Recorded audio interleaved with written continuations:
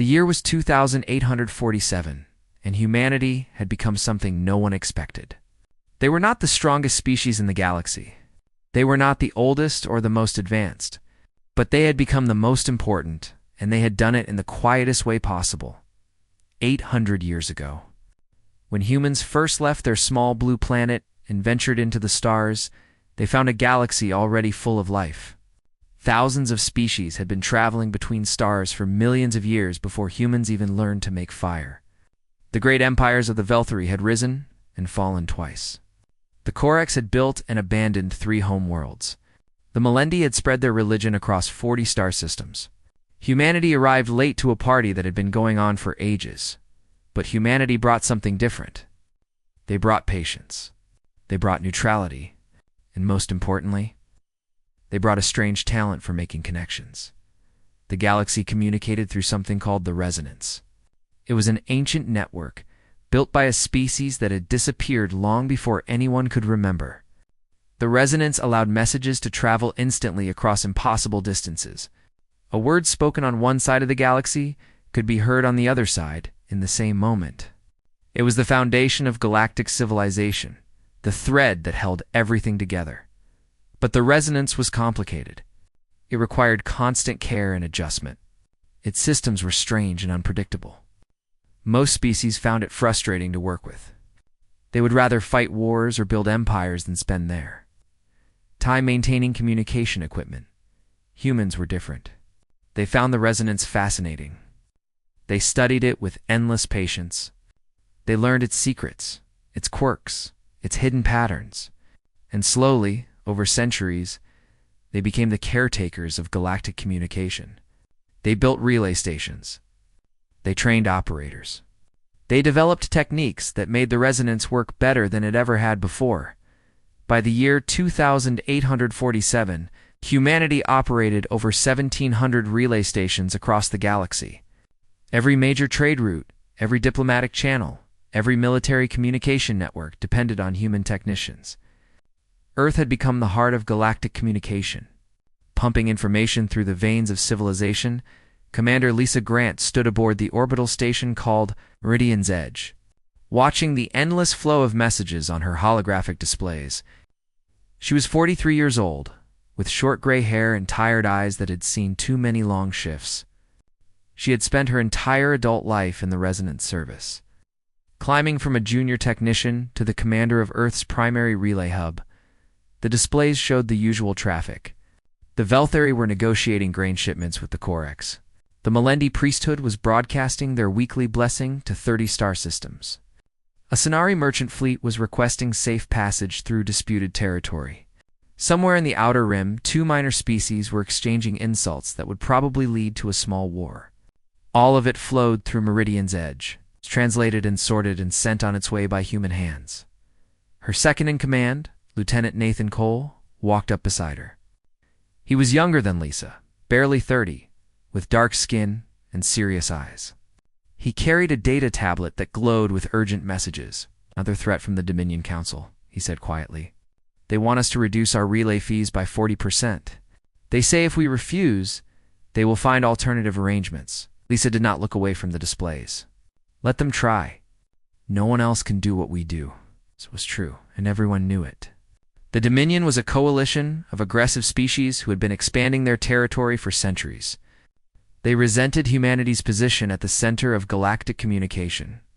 They saw it as power that humans did not deserve, but they also could not function without it. Their alliance depended on instant communication between species that did not trust each other. Without the resonance, without human operators, they would fall apart within months. But the threats had been getting worse. 3 months ago, the Dominion had blockaded a human colony on the outer rim.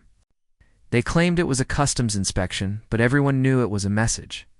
2 weeks ago, they had detained a human diplomatic vessel, holding its crew for 72 hours before pressure from other species forced them to let it go.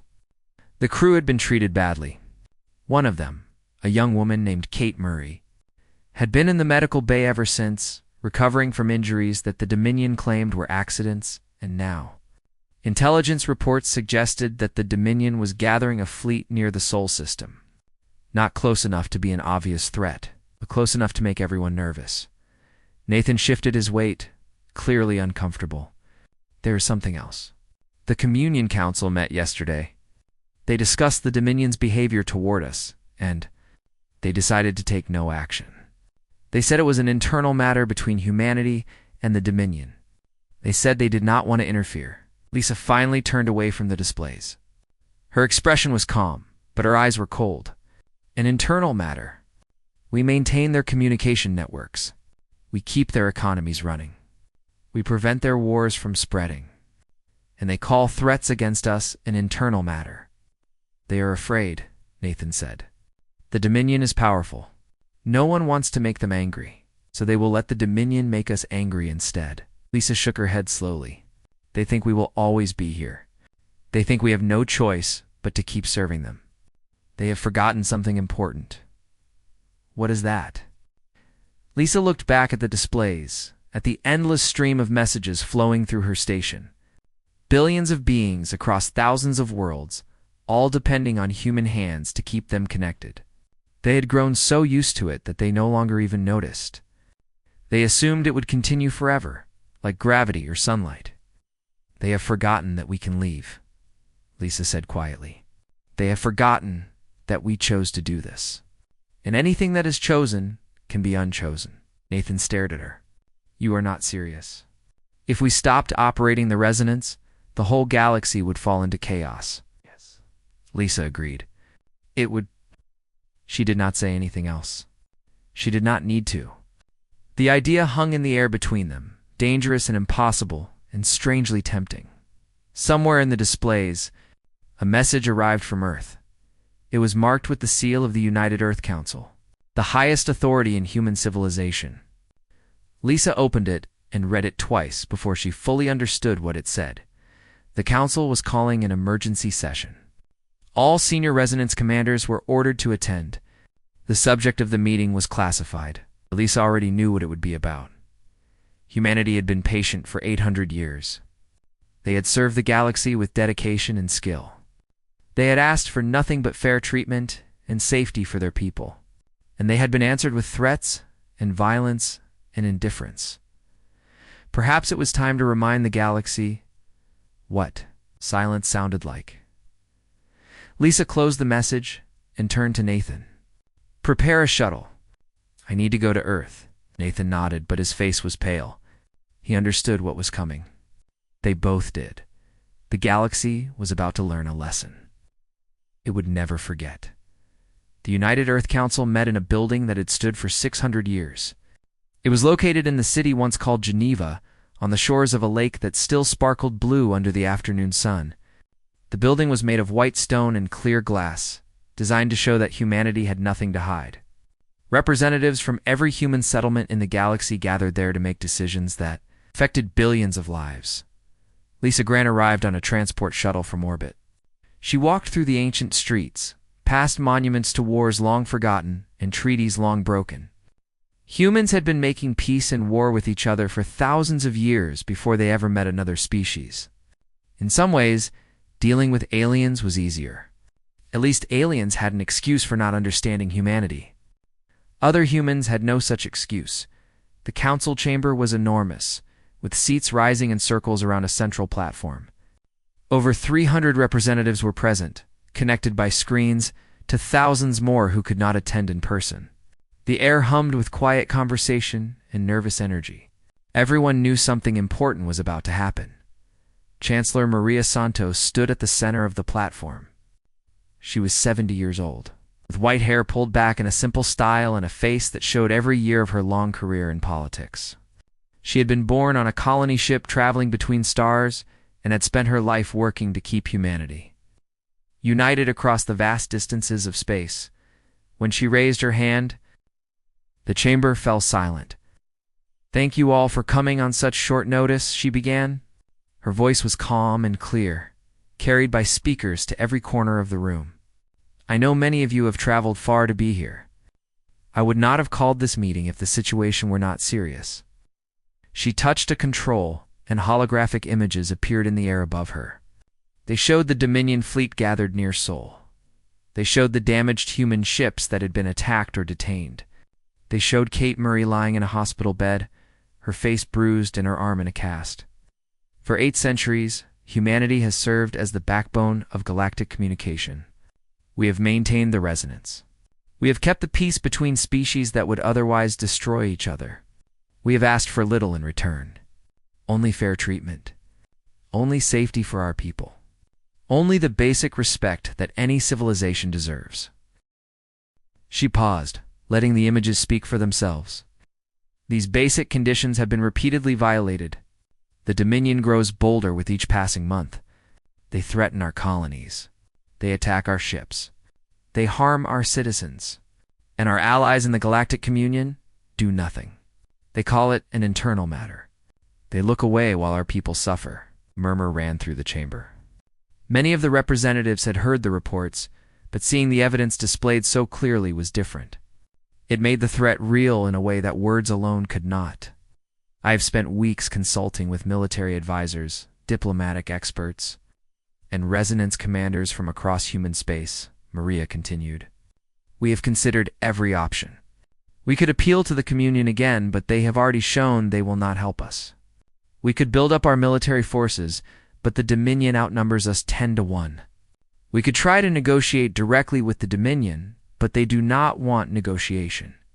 They want submission. She straightened her shoulders and looked out at the assembled representatives. There is only one option left. We must remind the galaxy why they need us. We must show them what happens when humanity is not there to hold everything together. Chamber went completely silent. Lisa felt her heart beating faster. She had suspected this was coming, but hearing it said out loud was still shocking. I am proposing that humanity withdraw from the Galactic Communion, Maria said. All human-operated relay stations will cease transmitting in 30 standard days. All human technicians will be recalled from the facilities they maintain throughout the galaxy. The resonance will continue to function, but without our expertise to keep it running properly, its efficiency will drop dramatically within weeks. Yes. Representatives shouted questions and objections. Some stood up from their seats. Others stared at their screens in disbelief. The idea of withdrawing from the resonance was almost unthinkable. Humanity had built its entire identity around being the connectors, the bridge builders, the patient servants of galactic civilization. Maria waited for the noise to die down before continuing. I understand your concerns. This is not a decision I make lightly. We will cause suffering. Trade routes will collapse. Diplomatic channels will go silent. Wars that we have been preventing will finally break out. Innocent beings will be harmed by our absence. She looked around the chamber, meeting the eyes of as many representatives as she could. But we are also innocent. Our people are being harmed right now. Kate Murray is innocent. The colonists on the Outer Rim are innocent. The crew of that diplomatic vessel were innocent. And no one in the galaxy seems to care about their suffering. They only care about what we can do for them. Sometimes, the only way to teach respect is to demonstrate consequences. We will not fight the Dominion. We will not threaten or attack anyone. We will simply stop helping. And the galaxy will learn, perhaps for the first time, what our help was worth. The voting took 3 hours. Representatives argued and debated and pleaded for alternatives. Some said the withdrawal would destroy humanity's reputation forever. Others said it would cause more harm than it prevented. A few said humanity had no right to hold the galaxy hostage for their own benefit. But in the end, the vote was not even close.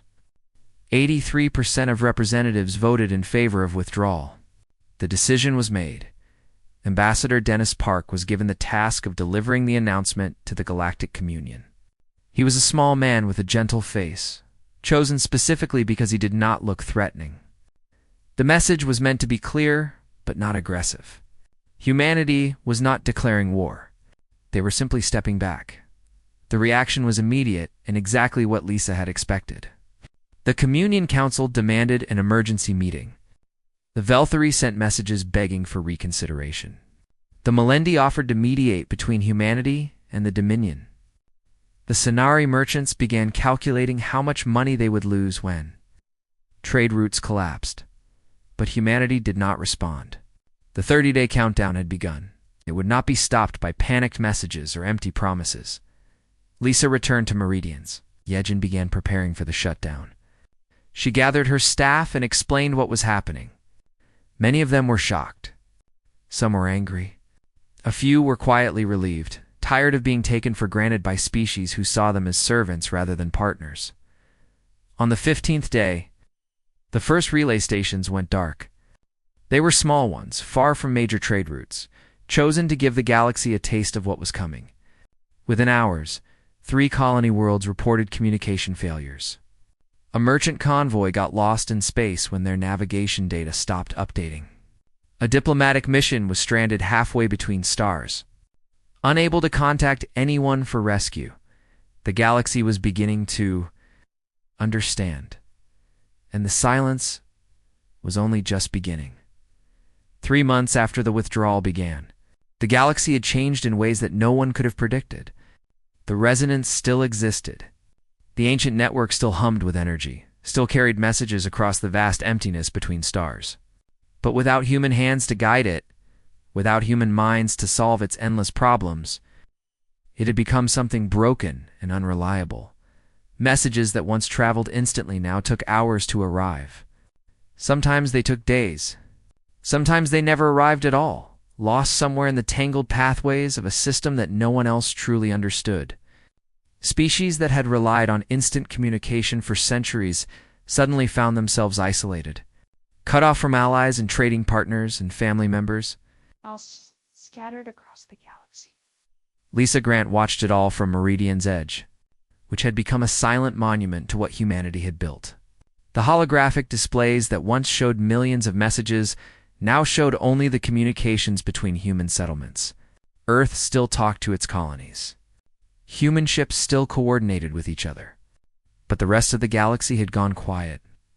Lieutenant Nathan Cole brought her reports every morning. They painted a picture of a civilization falling apart at the edges.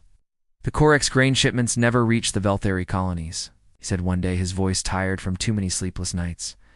The Corax sent the ships, but the navigation data was corrupted. The convoy went off course and ran out of fuel and empty space. By the time anyone found them, half the food had spoiled. The Veltheri are facing shortages on 6 worlds. Lisa nodded slowly. She had known this would happen. She had warned the Council that people would suffer. But knowing and seeing were different things. What about the Melendi? She asked. Their religious broadcasts have stopped completely. They cannot coordinate their ceremonies across different star systems anymore. Their faithful are confused and frightened. Some are saying it is a sign that their gods have abandoned them. There have been riots on 2 of their colony worlds. The Melendi were a peaceful species devoted to their ancient religion. They had never harmed humanity. They had never supported the Dominion, but they were suffering anyway. Caught in the middle of a conflict they had nothing to do with, Lisa felt the weight of that suffering pressing down on her shoulders. She had made this choice. She had voted for the withdrawal. Every hungry Veltheri child, every frightened Melendi priest, every lost ship and broken treaty, all of it traced back to decisions made by people like her. But then she thought of Kate Murray. Still recovering in a hospital on Earth, she thought of the colonists who had been blockaded, the diplomats who had been beaten, the countless small cruelties that the galaxy had ignored because they happened to humans. The suffering was not fair. It was not balanced. But perhaps that was the point. Perhaps the galaxy needed to understand that fairness was not automatic. It had to be chosen every day by everyone.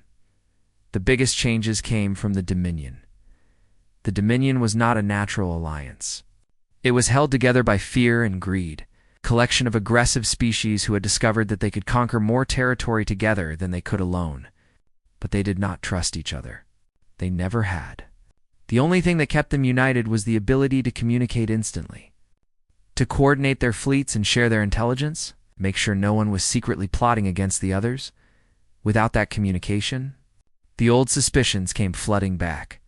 The Threka were the largest species in the Dominion, insect-like beings who reproduced quickly and fought without fear of death. They had always believed they deserved to lead the alliance. When messages from their mortally partners started arriving days late, they began to wonder if the delays were intentional.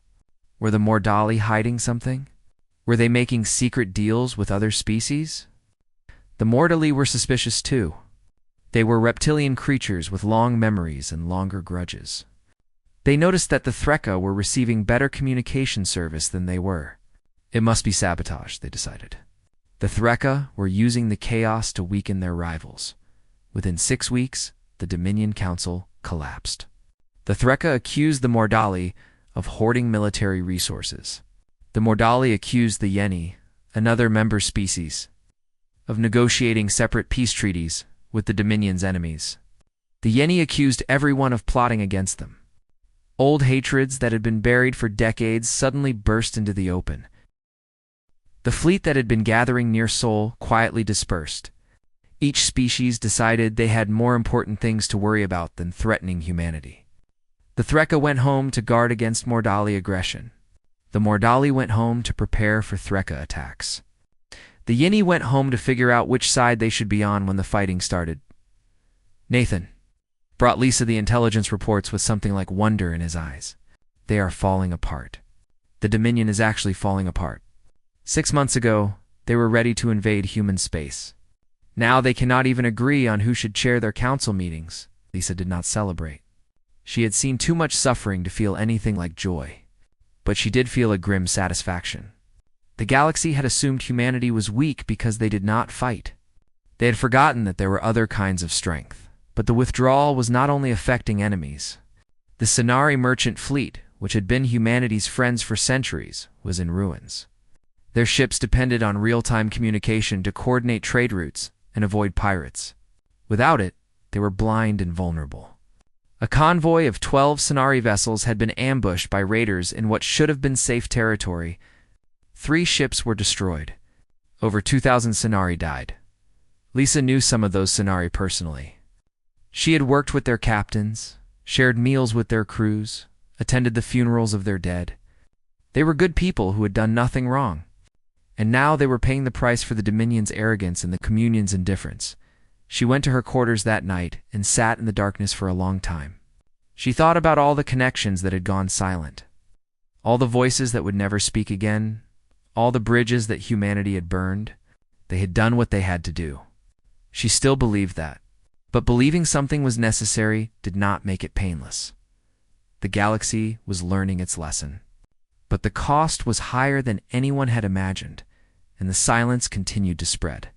6 months after humanity walked away from the stars, the largest diplomatic gathering in galactic history arrived at Earth. They came in ships of every shape and size, massive Velthari cruisers that looked like floating cities. Sleek Sonari traders decorated with the symbols of 100 trading houses. Strange Melendi vessels covered in religious markings and prayer flags. Even ships from species that humanity had never dealt with directly. Obscure civilizations from distant corners of the galaxy, who had finally realized that they too depended on the resonance. Over 4,000 species sent representatives. They crowded Earth's orbital stations until there was no room left. They filled every conference center and meeting hall on the surface. They camped in parks and rented rooms in private homes. The people of Earth had never seen anything like it. For centuries they had gone out to the galaxy. Now the galaxy had come to them.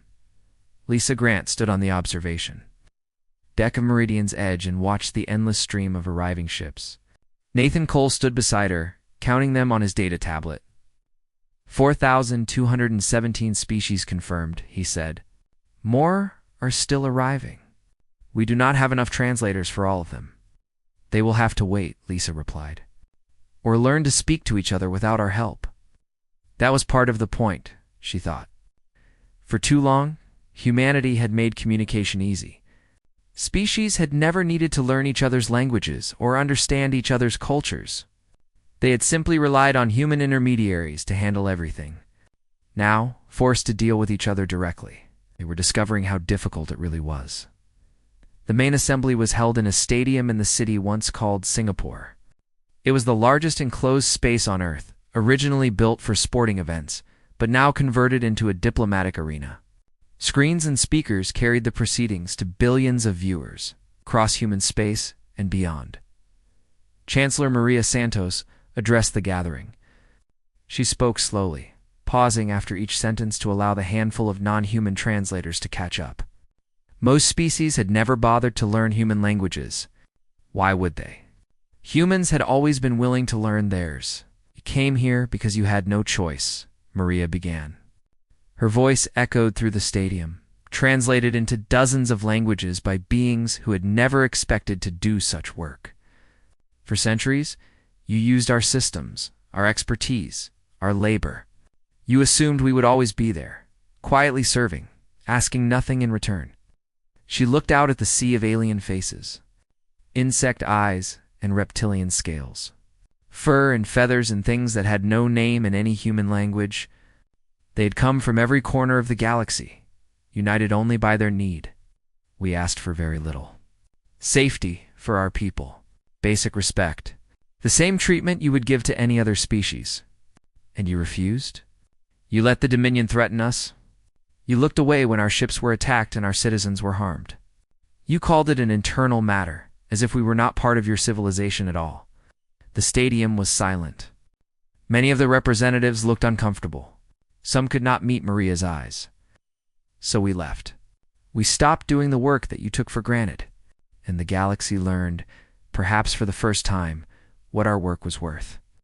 She paused, letting the weight of the past 6 months settle over the assembly. I know you have come here to negotiate. You want us to restore the resonance? You are willing to offer many things: better treatment, more money, political power. I have read your proposals. Some of them are very generous. A ripple of hope passed through the crowd. Perhaps humanity would accept their offers. Perhaps the nightmare was finally ending. But we did not do this for money, Maria continued. We did not do this for power. We did this because we were tired of being invisible. Tired of being used? Tired of watching our people suffer while you pretended not to notice? She straightened her shoulders, and her voice grew stronger. If you want us to come back, you will have to earn it. Not with gifts or promises. With change, real change, the kind that lasts. The negotiations took weeks. Representatives argued and bargained and made demands. The Velthri offered full immunity from any future blockades. The Melendi offered to make humanity honorary members of their faith, a gesture of profound respect. The Sonari merchants offered to share their trade secrets, something they had never done with any species before. But the most important changes came from unexpected places: the Threka and Mordali. Former members of the now-shattered Dominion approached the human delegation separately. They did not come with gifts or grand promises. They came with something harder to offer. We were wrong, the Threka representative said through a translator. His insect body was rigid with shame, a posture that humans had learned to recognize. We supported the Dominion because we thought strength came from conquest. We thought you were weak because you did not fight. We did not understand that there are other kinds of strength. The Mordali representative said something similar. Our species has a long memory. We remember every insult, every injury, every slight. But we had forgotten how to remember kindness. Humanity was kind to us once, long ago, when we first joined the galactic community. You helped us without asking for anything in return. We forgot that kindness. We will not forget it again. These words meant more than any treaty or trade agreement. They showed that the silence had done what humanity intended. It had not just caused suffering, it had caused reflection. Species that had never questioned their assumptions were finally asking hard questions about themselves. But it was a young human who spoke the words that would be remembered longest. His name was Sam Porter. He was 26 years old, maintenance technician who had spent his entire career keeping relay stations running in distant corners of the galaxy. He was not a diplomat or a politician. He had been asked to speak because the council wanted someone ordinary. Someone who represented the countless humans who had done the real work of keeping the galaxy connected.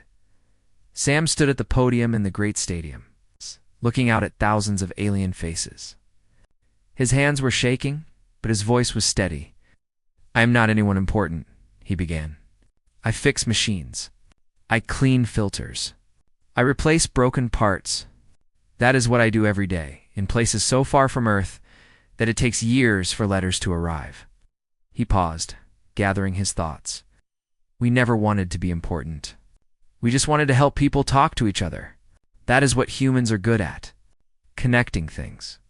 Building bridges. We have been doing it for as long as anyone can remember. First on Earth, between tribes and nations, then in space, between worlds and species. He looked around the stadium, his eyes meeting. Those of beings from 1,000 different civilizations. We will do it again, if you let us. We will rebuild the bridges we burned. We will restore the connections we broke. But this time, maybe remember that bridges are not just tools. They are home to the people who built them. And homes deserve respect. The stadium erupted in applause, not just from humans, but from species who had traveled across the galaxy to hear those words. They had come expecting demands and accusations. Instead, they'd found something simpler and more powerful. They had found forgiveness.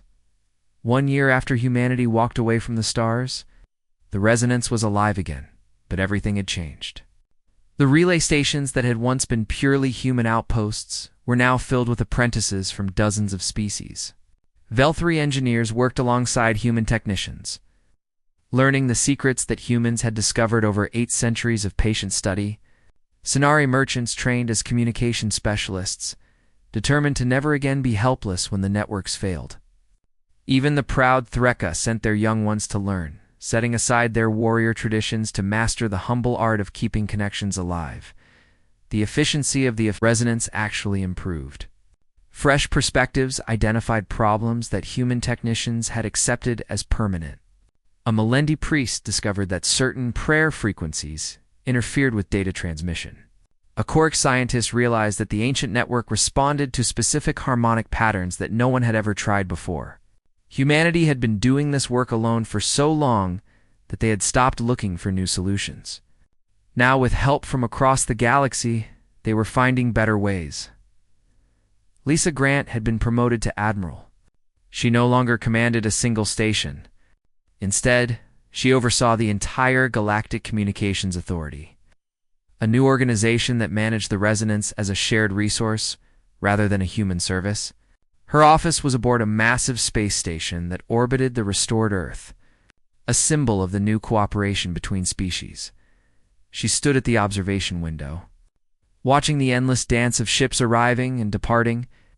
A Velthri cruiser docked beside a Sonari trader. A Melendi pilgrimage vessel passed a Mordali patrol ship without incident. A year ago, those species had barely been able to speak to each other. Now they were learning to work together slowly and imperfectly, but genuinely. Nathan Cole entered her office. He was a commander now, in charge of training programs for non-human technicians. His hair had started going gray, and there were lines around his eyes that had not been there before. The past year had aged them all. "The latest reports are in," he said, settling into a chair across from Lisa's desk. "The Threka and Mordali have signed a permanent peace agreement. They are dividing the former Dominion territory between themselves, but they are doing it through negotiation instead of war." Lisa nodded slowly. "I never thought I would see that. There is more. The Sonari are proposing a joint merchant protection fleet. 12 species have agreed to contribute ships. They will patrol the trade routes together, protecting each other's vessels from pirates and raiders. That is new, too. The Sonari have always protected their own ships alone. They cannot afford to anymore. The losses during the silence taught them that isolation is weakness." Nathan paused, checking his tablet. "And the Velthri are hosting a cultural exchange program with the Melendi. For the first time in 300 years, they are actually trying to understand each other instead of just tolerating each other." Lisa turned away from the window and looked at her old friend. "All because we taught them to talk to each other directly, not through us." With us, Nathan agreed. "That is the difference." For 8 centuries, humanity had been the invisible connection between civilizations. They had translated languages and mediated disputes and kept messages flowing across the impossible distances of space. But they had done it so quietly, so efficiently, that no one had noticed. The galaxy had taken human service for granted, because humans had never demanded recognition. The silence had changed that. Now, every species understood what humanity contributed. And more importantly, They understood that communication was not just a convenience. It was the foundation of everything. Without it, trade collapsed. Alliances crumbled. Wars broke out. Civilizations fell into isolation and fear. Humanity had not taught the galaxy this lesson with weapons or threats. They had taught it by stepping back and letting the galaxy experience the consequences of their absence. It was a painful lesson. Many innocent beings had suffered. Lisa still carried the weight of that suffering, and she knew she always would. But the suffering had led to understanding. And understanding had led to change. Kate Murray visited Lisa's office a few weeks later. She had fully recovered from her injuries, though she still walked with a slight limp. She had been offered a desk job on Earth, safe and comfortable, but she had refused. She wanted to go back to space. She wanted to keep building bridges. "I heard about the new exchange program," Kate said, settling into the same chair Nathan had used. "They want me to help set up a communication training center on a Velthari world. Can you believe it? A human teaching Velthari how to operate their own networks." Lisa smiled. "A year ago, they would never have asked. A year ago, they thought they did not need us." Kate's expression grew serious. "Do you think it will last? The cooperation, I mean. Or will they go back to taking us for granted?" It was a fair question. Civilizations had short memories. The lessons of today became the forgotten history of tomorrow. In 100 years, in 1,000 years, would anyone remember why humanity had walked away?